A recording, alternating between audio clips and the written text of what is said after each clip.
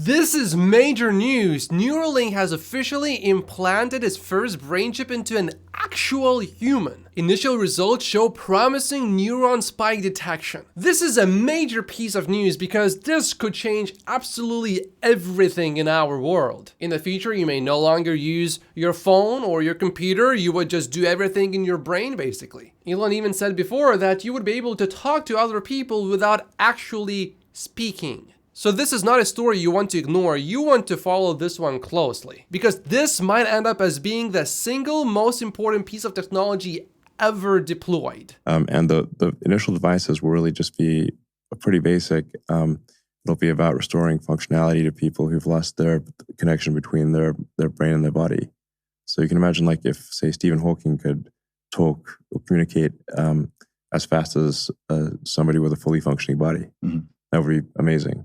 The second application would be restoration of eyesight. So if somebody's gone completely blind, maybe even has lost the optic nerve, you can actually still directly stimulate the neurons in the visual part of the cortex.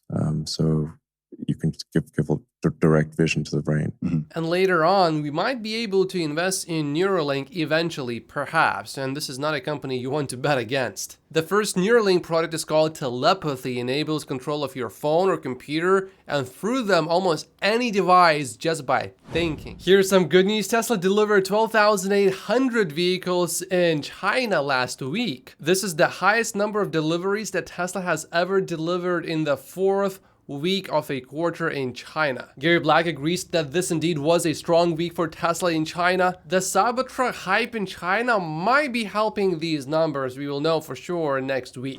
Customers are now being contacted to come sit in Cybertrucks. Gregor Truck has been told that a few different showrooms are allowing people to get in and experience the Cybertruck, whereas before you could only look at it from the outside. Well, this is really telling and also really good news. A Cybertruck owner is sharing his experience. He says you need to allow at least 10 to 20 minutes extra per trip because every time he goes out, anywhere he stops, 5 to 6 groups of people come by to chat about his Cybertruck. And he is saying that he met many people that at first hated the Cybertruck, but now, after seeing it in person, love it. Refreshed Model 3 production in the US seems to be pretty good because we are seeing these vehicles appearing in the inventory, but these are more expensive trims. Tesla got downgraded by Edward Jones from buy to hold. They're saying increasing competition has pressured demand for Tesla's electric vehicles and consumer interest in EVs has moderated. Imagine reading an analyst saying 10 years ago the EV transition is never going to happen. It's never happening. Maybe in the short term you would be right, but in the long term, looking back 10 years ago, you just look silly right now, making predictions like that. This has led to overall pricing pressures and reduced operating profitability for Tesla. Tesla's next generation EV, a mass market vehicle, which could improve sales volumes. Will substantially increase Tesla's volume, double it, I would say at least. It's expected to launch in late 2025. Over the next 2 years, we feel earnings growth will slow. Okay, and we are reducing our growth estimate to 20% from 30%. Longer term, we feel growth will accelerate, fair point, as Tesla participates in other business opportunities such as autonomous driving software and energy storage. Tesla has above average price movement, both up and down, absolutely true, relative to the market due in part to shifts in investor views about the future of the company, which depends on growth in the EV market. Tesla maintaining significant market share in EVs and the success of new business ventures. I am strongly convinced that as long as Elon Musk stays at Tesla, Tesla will continue its monumental innovation pursuits. But as long as Elon Musk stays at Tesla, I think it is so unwise to bet against Tesla because you're effectively betting against Elon Musk. And if it is a bad idea to bet against Elon Musk, then it's a good idea to bet that Elon Musk will win. In California, Tesla now sells 1 out of every 8 cars of any kind. That's really crazy when you think about it. And next year, probably Tesla will sell more cars in California than Toyota will. And it is now officially, completely, 100%, without a shadow of a doubt, official that the Model Y in 2023 was indeed the #1 best-selling vehicle in the whole world. Until just now, we did not know for sure 100% because Toyota had not released its numbers yet. But they are out, and Toyota lost to Tesla. For those skeptical about Elon Musk's predictions, many of them actually eventually come true.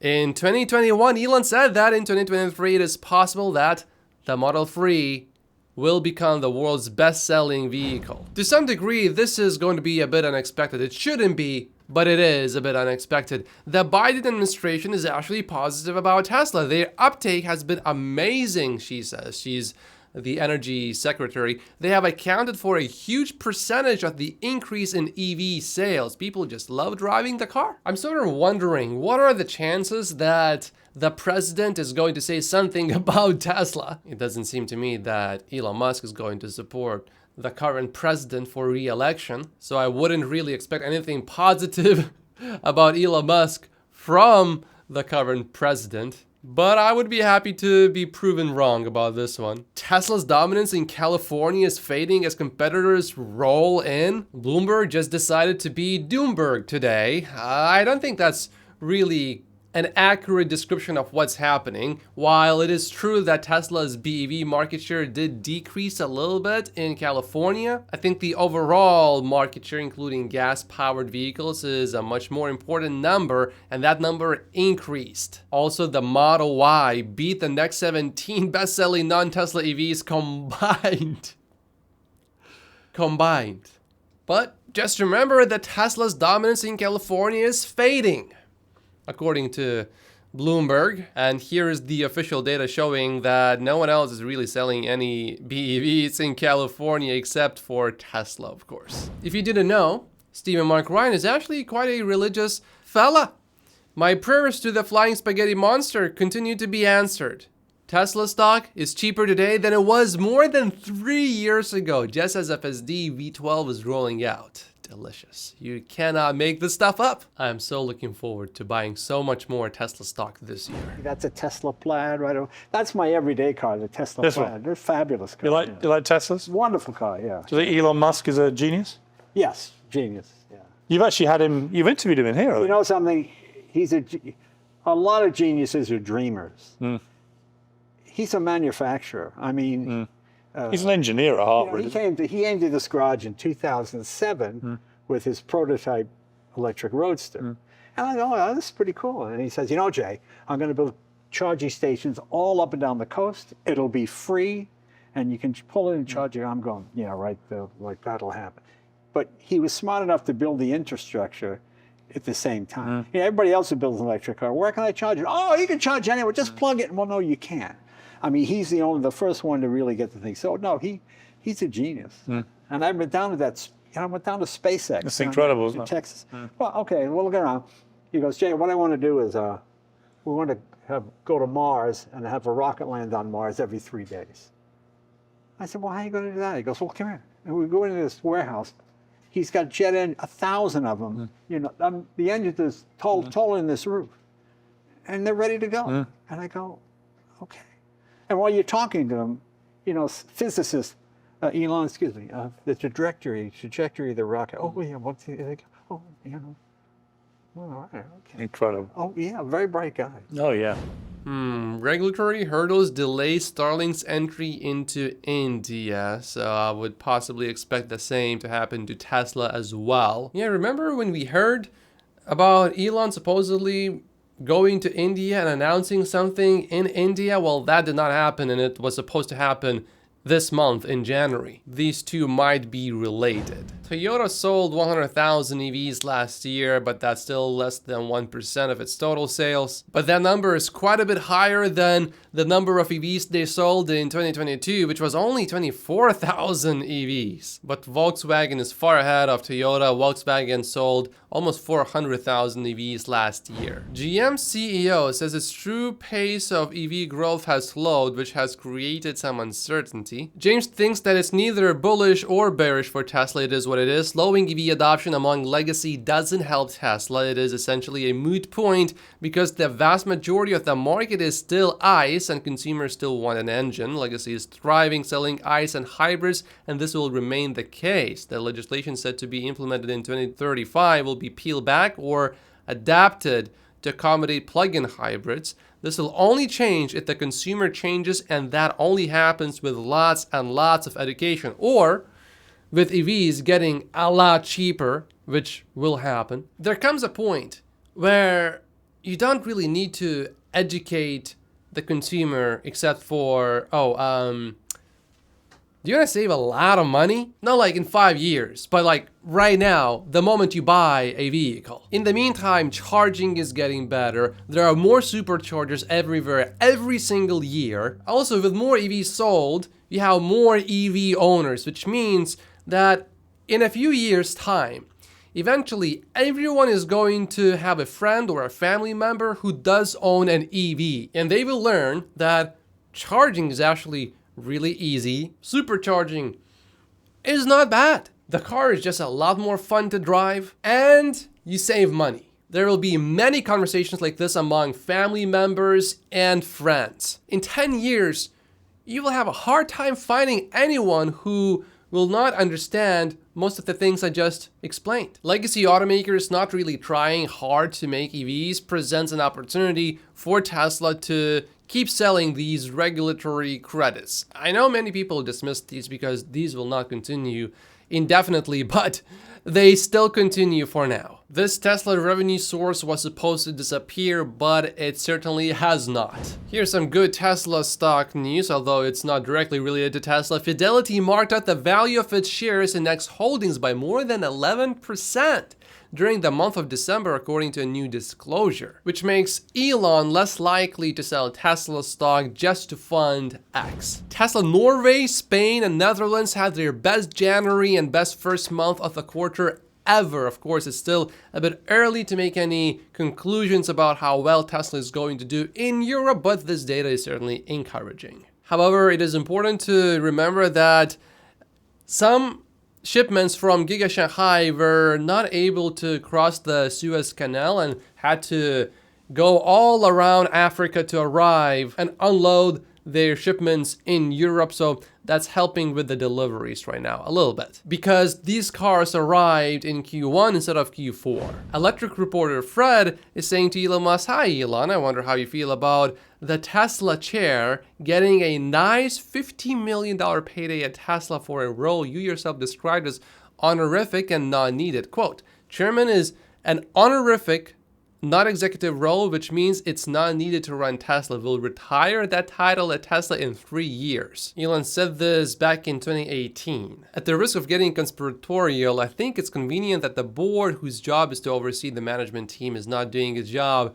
reining in Elon because they are quietly getting filthy rich. Now, I don't want the board to rein Elon in, and I agree with this particular part. Going against Elon is risky for board members. They could lose a fight and get the boot. So they are disincentivized to do so because they are putting their cash cow at risk. However, if you remember, the board settled a lawsuit last year brought by shareholders who believed it was being overcompensated. They agreed to return over $735 million. I couldn't find specific details about how much each individual board member had to return, but I recorded a video maybe about 9 months ago, and at that time, her total holdings of Tesla stock, including her Tesla options, were worth about $315 million. She probably had to return some of the shares to shareholders, basically, but I don't think it would have been a very large number relative to how much stock she already has. A significant number, yes, but not a very large number for her. But I think it's also very important to point out that one big reason why these board members have so much stock is because Tesla's stock performed really well during the time they were board members. So I personally, as a Tesla shareholder, I don't have any issues really with the board. I wonder is Fred a Tesla shareholder? I don't know. If anyone knows, please leave a comment down below. But this is my personal opinion, of course. Probably the single biggest reason why Ross Gerber wanted to become a Tesla board member was because of this extra large potential compensation. And in many cases, board members don't really spend much time doing anything. It's not even a part-time job. It's like a part-time job. But you do have to be really smart, and you do have to have a lot of knowledge that's useful to the company. And I looked through Tesla's board backgrounds, and they are capable board members, I believe. And I think it's important to not confuse someone not doing anything because they don't want to do anything with not doing anything because you know you shouldn't do anything because that will actually result in a better outcome. For example, you don't want to force Elon to work at Tesla or give him an ultimatum, you gotta work only at Tesla and you cannot do anything else. Well, that would result in Elon Musk leaving pretty much. So your action, your eagerness to do stuff actually results in a worse outcome. But there are certainly moments where you have to know that you have to act and you have to do something. And because Tesla board members have so much stock in terms of options, they definitely don't want that stock to go down. So if there is something in their power that they can do to make sure that the stock does well overall, I am pretty sure they are doing these things. I think we can argue about the board's compensation, but I think arguing about their competence is, you're just misinformed if you're making that argument. You can disagree with their decisions or their style, but them being not competent, I am not going there. I think that you just haven't done your research. Can you weigh in on the compensation plan to make sure that Elon Musk is keeping his brain power at Tesla? Yeah, look, he's got, if he's got 13% today, he's got options that are worth another, let's call it 5% after, he has to pay some capital gains tax on them if he exercises them.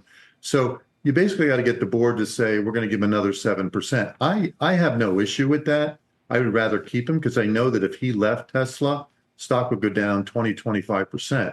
But you have to have, big market cap goals and big net income goals. So, the market cap for Tesla today is about 600 billion. If you had some market cap goals that start at maybe $1 trillion and then $1.5 trillion and $2 trillion, and you have net income goals, then I think, most shareholders would be fine with that as long as, he has these stretch goals that he has to make in order to get paid. I know a lot of people say, I have friends of mine, investors who say, well, look, he sold 4% of his shares to buy Twitter. Let's forget about that. You want to keep Elon at Tesla because without him, the stock's going to fall a lot. I generally certainly agree with Gary, and I want Elon to get that new compensation package, and I want Elon to stay at Tesla long term. SpaceX continues to do impressive work. Elon says congratulations to the SpaceX team for the first time completing 10 rocket launches and landings in a single month. That's really impressive. This billionaire just made a comment I really liked about Elon Musk and Tesla. Take a listen. U.S. companies, your Fords and GMs, are still trying to catch up with Tesla. And Tesla has one great asset. Elon is a phenomenal entrepreneur. And I think that don't lose sight of the fact that Tesla makes a great car, but there's an opportunity at Tesla to create the software platform for the future of automobiles. The self-driving car, good chance, will first happen at Tesla. That's it for this video today. Thank you so much for watching. Like and subscribe, and I will see you in tomorrow's episode.